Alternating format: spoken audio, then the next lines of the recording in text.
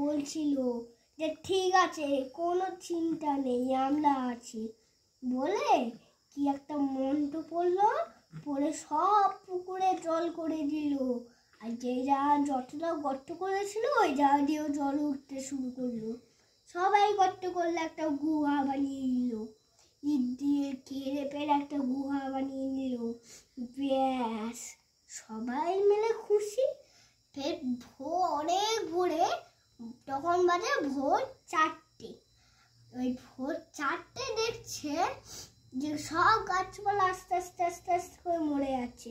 কেন? তাদের বিষ পড়ছে না, কিছু পড়ছে না।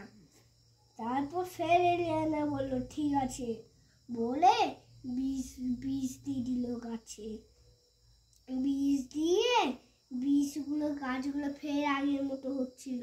আবার একটা ঘটনা ঘটেছিল যে ওই গাছগুলো মরে যাচ্ছিল, কেউ অক্সিজেন পাচ্ছিল না। আর আমরা গাছে হচ্ছে অক্সিজেন পাই। ওই অক্সিজেন যখন পেয়েছিল তখন সবাই খুশি হয়েছিল। তারপর কত কি হলো। ফের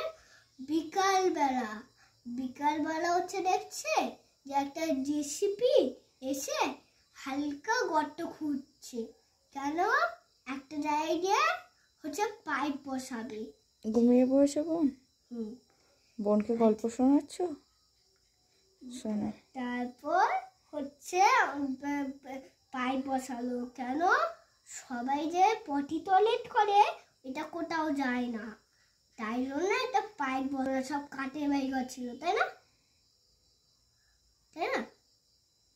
এই কাঠের বাড়িঘর কত গরম ছিল, পুরো ইটের বাড়িঘর যেরকম কাঠের বাড়িঘর সেরকম।